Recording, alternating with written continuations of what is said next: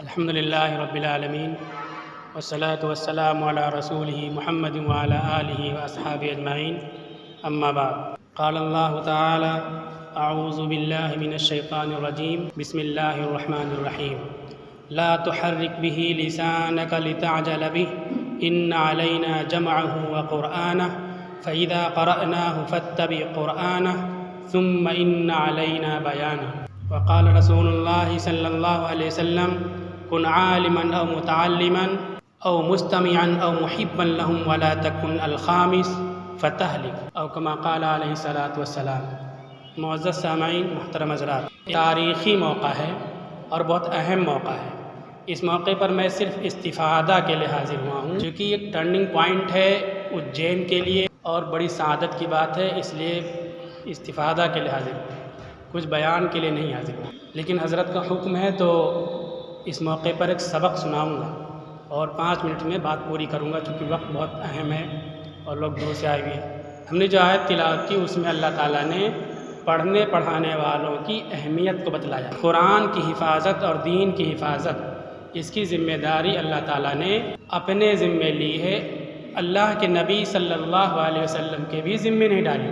قرآن کی حفاظت ہم نے جو آیت تلاوت کی اس میں اسی بات کو اللہ تعالیٰ نے بیان کیا۔ جب قرآن کی آیتیں نازل ہوتی تو رسول اللہ صلی اللہ علیہ وسلم اس کو یاد کرنے کے لیے، محفوظ کرنے کے لیے جلدی جلدی پڑھنے لگتے تھے۔ تو اللہ تعالیٰ نے کہا لا تحرک به لسانک لتعجل به، جلدی جلدی اپنی زبان کو مت حرکت دیجیے۔ ان علینا جمعہ وقرآنہ، ہمارے ذمے ہے کہ قرآن کو ہم جمع کریں گے اور ہمارے ذمے ہے کہ قرآن کو ہم پڑھائیں گے۔ آپ پر وحی نازل ہو رہی ہے، اس کو پڑھانے کی ذمہ داری ہماری ہے، ہم آپ کو موقع دیں گے۔ اللہ تعالیٰ پڑھانے کی ذمہ داری۔ فَإِذَا قَرَأْنَاهُ فَاتَّبِعْ قُرْآنَهُ، تو جب ہم پڑھیں تو اس پڑھائی کے پیچھے آپ اس کو سن کے لسننگ کے ذریعے آپ پڑھیے، اس کے بعد میں آپ پڑھیے۔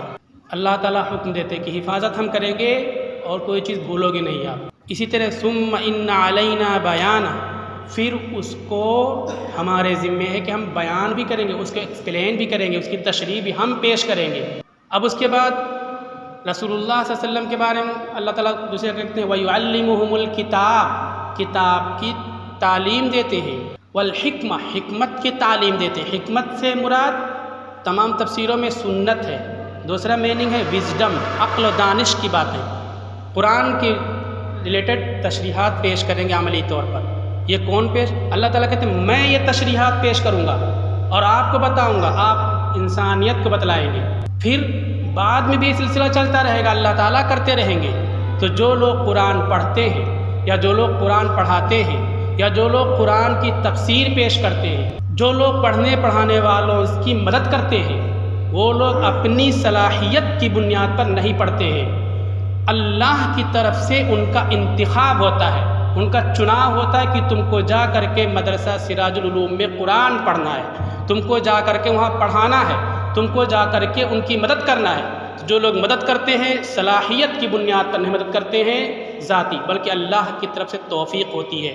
تو جنہوں نے قرآن پڑھایا، جو مدد کرتے ہیں، وہ سب اللہ کی طرف سے چنے ہوئے لوگ ہیں۔ یہ ذہن میں آتا ہے کہ غریب لوگ آتے ہیں، غریب کارخانوں میں، کمپنیوں میں جاتے ہیں، بچپن سے کمانا چالو کر دیتے ہیں۔ اللہ چنتا ہے، غریبوں کو بھی چنتا ہے، مالداروں کو بھی چنتا ہے، کند ذہن کے لوگوں کو بھی چنتا ہے، زیرک لوگوں کو بھی چنتا ہے، انٹیلیجنٹ کو بھی چنتا ہے اور جینیس کو بھی چنتا ہے۔ اللہ تعالیٰ جس کو توفیق ہوتی ہے اس کو چنتا ہے۔ تو سب پڑھنے پڑھانے والے، ان کی مدد کرنے والے اپنی ذاتی صلاحیت کی بنیاد پر نہیں، اللہ کی طرف سے توفیق ہے۔ کتنی بڑی سعادت کی بات ہے۔ اب دوسری بات عام لوگوں کے لیے میں کہتا ہوں، یہاں مدرسے سے محبت کرنے والے لوگ موجود ہیں۔ اللہ کے نبی صلی اللہ علیہ وسلم نے فرمایا کن عالما او متعلما، تم عالم بنو، دین کے جانکار بنو، یا دین کو سیکھنے والے بنو، یا پھر دین کی بات کو دھیان سے سننے والے بنو۔ یہ تینوں کام نہیں کر سکتے، آپ مصروف رہتے ہو تو دین کے سیکھنے سکھانے والوں سے محبت کرنے والے بنو۔ تمام مسلمانوں کو دین اور علم سے جڑنے کے لیے 4 پہلو، 4 قسمیں بتلا دیں۔ اللہ کے نبی فرماتے ہیں وَلَا تَكُنَ الْخَامِسِ، تم 5ویں مت بنو۔ خامس کیا ہے؟ اگر تم 5ویں بنو گے تو تم کیا ہوگے؟ ہلاک ہو جاؤ گے، تباہ ہو جاؤ گے۔ اب ہم دیکھیں کہ ہم کس کیٹیگری میں آتے ہیں۔ خامس کون بنتا ہے؟ حدیث میں دوسری جزیہ آتا ہے، وہ لوگ خامس ہوتے ہیں جو علماء سے بغض رکھتے ہیں۔ یہ بات ڈنگے کی چوٹ پر میں کہہ دوں کہ علماء سے، حافظوں سے، مدرسہ والوں سے بغض کون لوگ رکھتے ہیں؟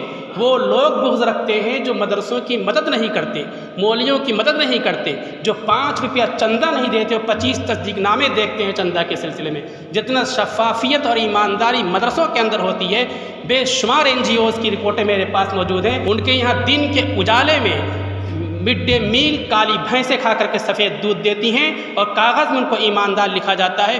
دنیا اپنی سر کی آنکھوں سے دیکھتی ہے۔ مدرسوں میں دیکھو کتنی اسرت اور افلاس، کتنی تنگی اور مشکلات کے ساتھ بچوں کی تعلیم و تربیت، غریب بچوں کی پرورش اور نشو و نما کا کام کرتے ہیں۔ تو یہ بات آپ ذہن میں رکھ لیجئے، اللہ کے نبی کا فرمان ہے کہ 4 طرح کی تم بنو، 5ویں مت بنو۔ 5ویں وہ لوگ ہوتے ہیں جو علماء کی مدد نہیں کرتے، مسجدوں مدرسوں کی مدد نہیں کرتے۔ اس لیے ہم کو ان 4 میں رہنے کے لیے ان کے تعاون، ان کی ضروریات، ان کے اکرام کی فکر کرنی چاہیے۔ ہم نے علماء حفاظ کے لیے بتلا دیا، اللہ نے منتخب کیا ہے آپ کو۔ آپ اپنے ماں باپ کے کہنے سے، اپنے دماغ کی بنیاد پر نہیں آئے، اور جو لوگ مدد کرتے ہیں وہ کامیاب انسان ہیں، ہلاک نہیں ہوں گے۔ جو مدد نہیں کرتے ہیں، بغض و عناد رکھتے ہیں، اللہ کے نبی فرمایا ہلاک ہونے والے۔ اللہ تعالیٰ عمل کی توفیق عطا فرمائے۔